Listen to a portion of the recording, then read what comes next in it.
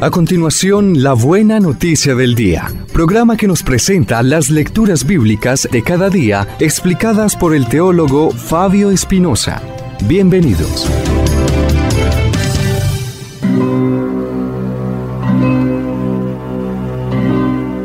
Lectura de los Hechos de los Apóstoles, capítulo 22, verso 30 y capítulo 23, versos del 6 al 11. En aquellos días, queriendo el tribuno poner en claro de qué acusaban a Pablo los judíos, mandó desatarlo. Ordenó que se reunieran los sumos sacerdotes y el Sanedrín en pleno. Bajó a Pablo y lo presentó ante ellos. Pablo sabía que una parte del Sanedrín eran fariseos y otras saduceos, y gritó: «Hermanos, yo soy fariseo, hijo de fariseo, y me juzgan porque espero la resurrección de los muertos». Apenas dijo esto, se produjo un altercado entre fariseos y saduceos, y la asamblea quedó dividida.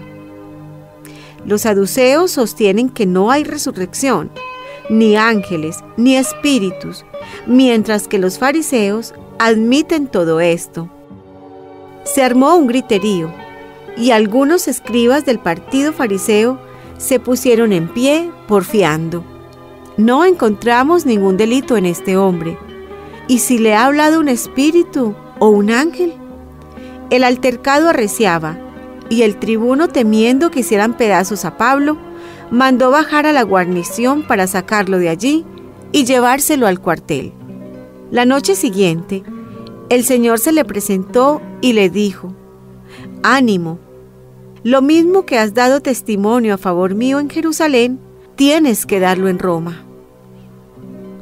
Palabra de Dios.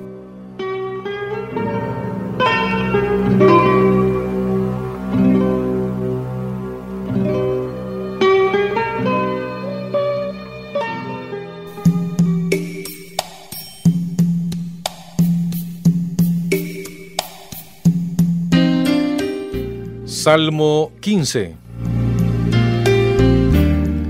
Protégeme, Dios mío, que me refugio en ti. Yo digo al Señor: tú eres mi bien. El Señor es el lote de mi heredad y mi copa. Mi suerte está en tu mano. Bendeciré al Señor que me aconseja. Hasta de noche me instruye internamente. Tengo siempre presente al Señor. Con Él a mi derecha no vacilaré. Por eso se me alegra el corazón, se gozan mis entrañas y mi carne descansa serena.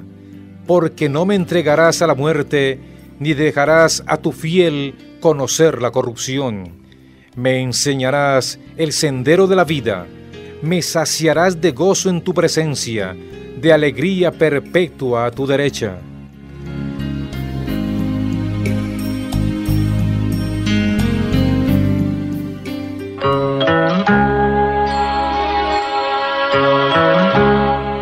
La lectura del día de hoy está tomada del Evangelio según San Juan. En aquel tiempo Jesús, levantando los ojos al cielo, oró diciendo: Padre Santo, no solo por ellos ruego, sino también por los que crean en mí por la palabra de ellos, para que todos sean uno, como tú, Padre, en mí y yo en ti, que ellos también lo sean en nosotros, para que el mundo crea que tú me has enviado. También les di a ellos la gloria que me diste, para que sean uno, como nosotros somos uno, yo en ellos y tú en mí, para que sean completamente uno, de modo que el mundo sepa que tú me has enviado y los has amado como me has amado a mí. Padre, este es mi deseo, que los que me confiaste estén conmigo donde yo estoy y contemplen mi gloria, la que me diste porque me amabas antes de la fundación del mundo. Padre justo, si el mundo no te ha conocido, yo te he conocido, y estos han conocido que tú me enviaste. Les he dado a conocer y les daré a conocer tu nombre, para que el amor que me tenías esté con ellos, como también yo estoy con ellos.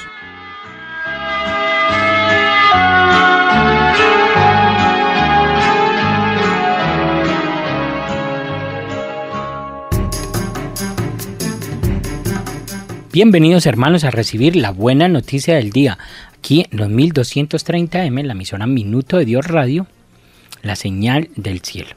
Qué bueno que usted cumple esta cita diaria para reflexionar en las lecturas que nos trae la liturgia de la iglesia para cada día.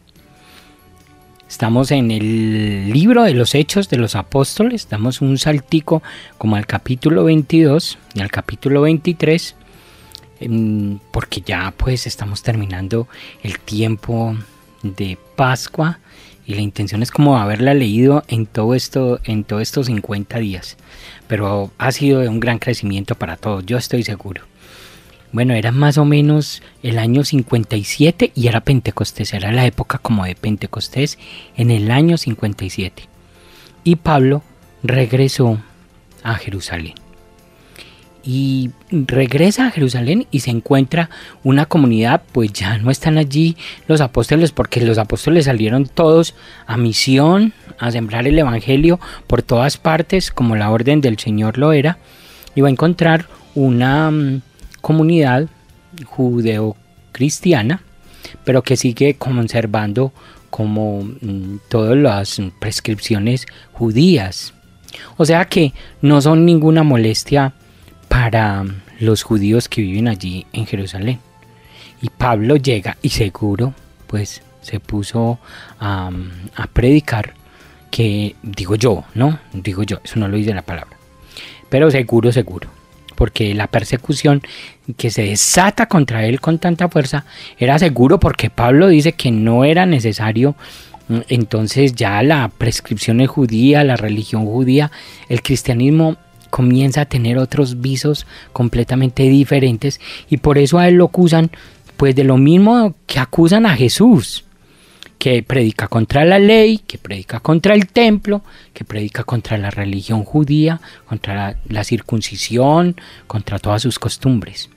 Y parece que la comunidad judeo-cristiana, yo vuelvo y lo digo, que estaba allí, pues se quedó acomodada en el judaísmo y por eso no tuvo como no tenía en ese momento como ningún impacto, no tenía pues ningún choque contra las autoridades judías. En todo caso, él llega allí, comienza esa predicación y comienza la persecución.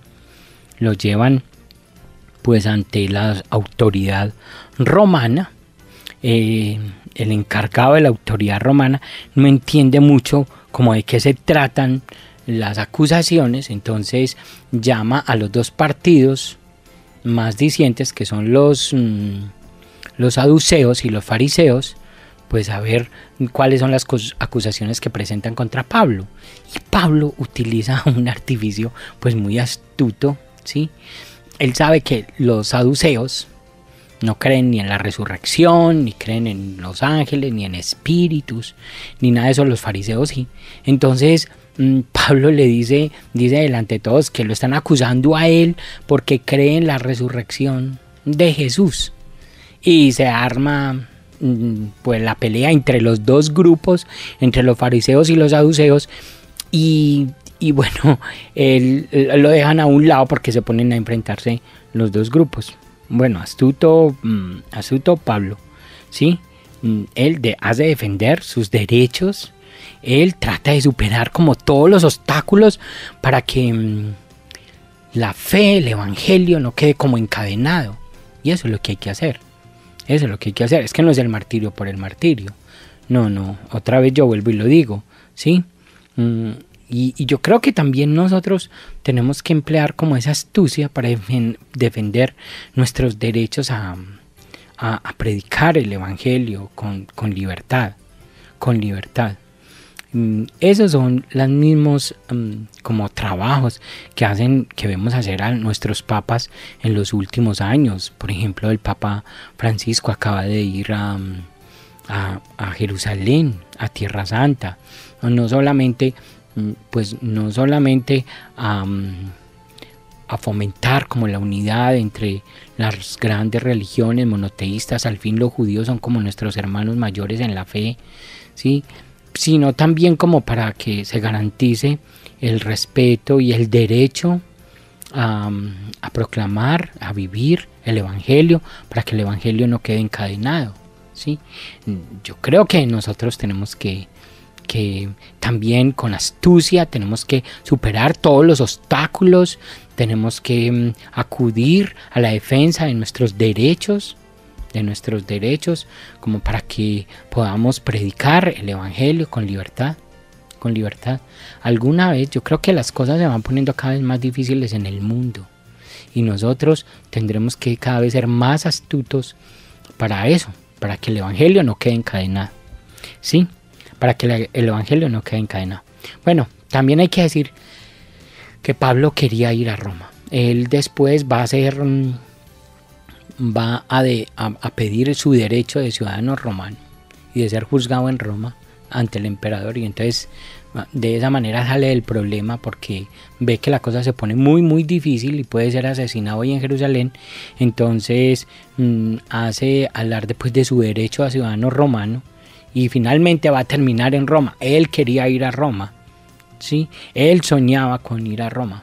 Lo que no se imaginaba era que fuera a ir en calidad de preso, ¿sí? Y a ser juzgado a Roma. Me imagino, pero bueno, el Espíritu lo animó. Y le dijo: ánimo Pablo, tienes que dar testimonio en Roma, así como lo has dado con mucha fuerza aquí en Jerusalén. Sí, aquí en Jerusalén. Bueno, no sé, ahí está. Eso nos habla a cada uno del testimonio que tenemos que dar. Ahora es tiempo de dar un testimonio valiente sobre Jesús. Un testimonio valiente. Pero el texto de Juan nos habla de la unidad de los discípulos. Y Jesús ora por la unidad de los discípulos del futuro, o sea, nosotros, por la unidad de los discípulos futuros. Nosotros. Jesús oró por nosotros, por la unidad. Tal vez él se imaginaba que Jesús ya se imaginó que nosotros no íbamos a ser capaces de mantener la unidad. Al fin y al cabo, tan humanos peleando por poderes, como lo que ocurrió por allá en el año 1000, el cisma del año 1000 entre Oriente y Occidente, que fue una cosa pues realmente como escandalosa, por poderes, por dinero, por plata, por posesiones, bueno. Pero nosotros también hemos creado muchas desuniones. Nos hemos realmente fraccionado muchísimo, no solamente en el 1000, sino en otros momentos de la historia. Y el Señor sabía que eso iba a ser mantener la unidad, siendo que mantenemos a veces pues nuestro propio egoísmo tan engrandecido, tan crecido, nuestros propios intereses, siempre manipulándolo todo. Eso iba a ser como muy difícil. Entonces Él ora por la unidad. Además de que la unidad es la mejor manera de ser testigos de Jesús en el mundo de hoy. Un mundo tan egoísta, tan globalizado. Pues la unidad es la manera de dar el mejor testimonio. Y ahí está como nuestro gran reto. Para que el Padre sea creíble, tenemos que trabajarle más a eso de la unidad. No, y ahí sí que tenemos problemas, ¿no es verdad, hermanos? Tenemos muchos problemas en la unidad con nuestros hermanos. Es el mayor problema. Los problemas de convivencia, los problemas de fraternidad son difíciles. Pero Jesús está orando por nosotros para que mantengamos la unidad. Y Jesús crea como un modelo de comunión. La unidad va a implicar varios aspectos. Yo quiero llevarlos a que profundicen en estos aspectos o en otros que ustedes encuentren. A ver, desde la palabra de Jesús que escuchamos hoy, ¿cuáles son como esos aspectos que implica la real unidad entre los discípulos de Jesús, entre nosotros? Primero, la comunión que Jesús tenía con el Padre, la comunión que el Padre tenía en Jesús. Jesús hizo posible una comunión entre Él y el Padre. Y entonces Él dice que ese es como el fundamento y la base de toda la unidad. Como tú, Padre, en mí y yo en ti. Si un discípulo mantiene una comunión con el Padre y permite que el Padre haga una comunión en él, vamos a obtener la unidad. O sea que todas estas divisiones en la iglesia, ¿qué tienen como fundamento? Que no había una comunión perfecta con el Padre y no había una comunión perfecta con Jesús. Eso es, de eso se trata. Entonces, hay un modelo de comunión y es el modelo de Jesús con el Padre y del Padre con Jesús. Son uno. Y eso por el Espíritu Santo es posible en nosotros. Esa debería ser la oración. Señor, Papá Dios, Papito Dios, que tú estés en mí y que yo esté en ti, que haya una comunión entre los dos. Esa debe ser una gran aspiración de un cristiano. Nosotros a veces aspiramos a muchas bobadas, ¿sí? A cosas que no son realmente fundamentales. Esto es fundamental, que Papá Dios y usted, Papá Dios y yo tengamos una comunión perfecta como la tuvo Jesús, como tú, Padre, en mí y yo en ti. Esa oración debería ser como nuestra. Y esa es la base de todas las uniones. Esa es la base de la unidad. Esa es la base de la unidad. Si no hay una comunión con el Padre, no hay una intimidad con el Padre, una comunión íntima entre el Padre y el discípulo, entre nosotros, entonces olvídese de unidad, olvídese de eso. Esa es como la base. Y hay una segunda que dice Jesús: esa unidad es para que experimentemos el amor del Padre. Para que experimentemos el amor del Padre. Y para que experimentemos el amor que el Padre le tiene a los otros. No, básico, porque somos tan desunidos. Es que si no hay una experiencia enraizada del amor de Dios en nuestros corazones, si no hay una experiencia enraizada del amor de Dios por los otros, ¿cómo va a haber unidad? Eso es también básico, ¿sí? Completamente básico. Si no hay una experiencia del amor de Dios, y eso solo es posible por el Espíritu. Por eso nos conviene el Espíritu. Porque el Espíritu Santo derrama el amor de Dios en nuestros corazones. ¿Por qué no hay unidad? Porque no hay una experiencia del amor de Dios. Eso sí es, claro, fundamental. Es que Jesús está hablando de las cosas fundamentales. Y miren esta tercera. ¿Sí?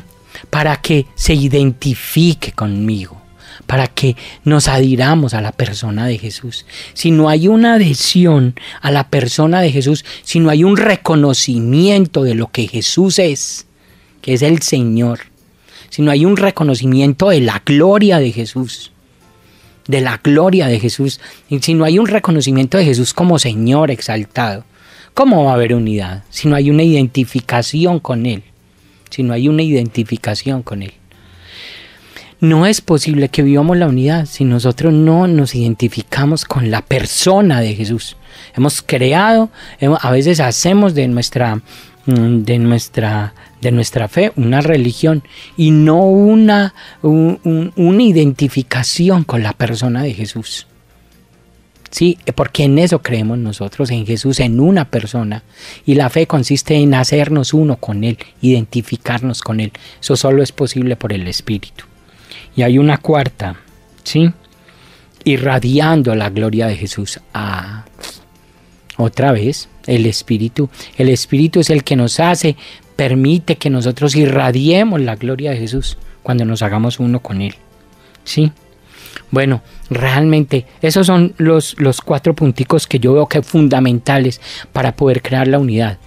No sé, piénselo en su matrimonio, piénselo en su núcleo familiar, piénselo en su comunidad, piénselo en su parroquia, pensémoslo en la iglesia. Tenemos que ser forjadores de unidad. Y se forja unidad si tenemos una íntima comunión con el Padre. Otra vez, eso es fundamental. Es que eso es ser sacramento. Sencillamente en eso consiste nuestra sacramentalidad. Yo soy uno con el Padre. El Padre, Papá Dios, se hace uno conmigo y yo hago comunión con el otro dándole lo mejor que tengo del Padre. ¿Y qué es lo mejor que tengo del Padre? Su amor. Solo los amados aman. Usted quiere expresar, hacer unidad en su casa, con su familia, con los suyos, en el amor, pues usted tiene que experimentar el amor del Padre para que lo pueda dar. Este amor agape que se trata que perdona sin medida y que da sin medida. Yo no tengo más palabras. Yo no tengo realmente más palabras. Pero este es el misterio de Jesús, ¿sí? Y entonces para eso es necesario adherirnos a la persona de Jesús. Si nosotros nos adherimos a la persona de Jesús, somos más instrumentos de unidad en nuestros contornos. Ser como objetos de unión en nuestros contornos. Si somos parecidos a Jesús, si tenemos los mismos pensamientos, el mismo pensar y el mismo contexto de Jesús, si somos uno en el Padre, vemos a los otros como nuestros hermanos de los que tenemos que ser responsables. Y claro, eso genera lazos fuertísimos de unidad en el contexto en que estemos. ¿Sí? Ya sea en la casa, en la coinonía, en la parroquia, en la iglesia o en el trabajo, con quien sea. Eso es como claro. Eso sí, lo que nos dice el Señor. El mejor testimonio que podemos dar de Jesús es ser objetos de unidad. Es ser instrumentos de unidad. ¿Sí? Cuando todo el mundo quiere vivir solito, ¿sí? Y para sí mismo, nosotros somos instrumentos y objetos de unidad. Para que Dios sea creíble, tenemos que ser instrumentos de unidad. Por eso, nada a lo que incremente divisiones. Eso debe ser una constante en nosotros. Nada a lo que incremente divisiones. Y ahí sí, ustedes tienen que orar mucho por mí, porque uno como habla, uno cada rato es instrumento de división. Con lo que habla, con lo que dice, con la manera como piensa, con la manera como dice las cosas, con los gestos, con las actitudes, con las acciones de uno, con las actitudes. Lo fácil es generar división. Pues tenemos que trabajarle a eso. Nada o decir no a lo que incrementa divisiones. Nada con incrementar divisiones, decir no a lo que incremente divisiones. Toda palabra, toda actitud que incremente una división en la casa, en la familia, en el trabajo, en la coinonía, en la parroquia. No a eso, no a incrementar divisiones, porque es el mejor testimonio que podemos dar en el mundo. Bueno, hermanos, ahí les dejo esas reflexiones. Vuelva a leer los textos, haga lección divina con ellos. Estamos en Pentecostés. Estamos haciendo la novena al Espíritu Santo porque conviene que recibamos una efusión nueva del Espíritu. Conviene para la unidad de la iglesia, para la unidad entre nosotros, en nuestra familia, con nuestros familiares, con el cónyuge, con los hijos. Conviene el Espíritu Santo. Conviene el Espíritu Santo para que el amor de Dios sea una realidad entre nosotros, para que el reino del Padre sea una realidad entre nosotros. La Escuela Laical de IAG te tiene una invitación para este sábado. Sábado 7, 14 y 21, 3 sábados, de 2 a 6. Un curso de espiritualidad bíblica con el Padre Jaime Salcedo, sacerdote budista, sobre Jesús en los 4 evangelios. Jesús en los 4 evangelios. Conocer a Jesús va a cambiar tu vida. Es una experiencia que transforma tu vida. Te invitamos a ello. Mayores informes en 448-1230, extensiones 501 y 502. Con todos ustedes digo, ven Espíritu Santo y renueva la faz de la tierra.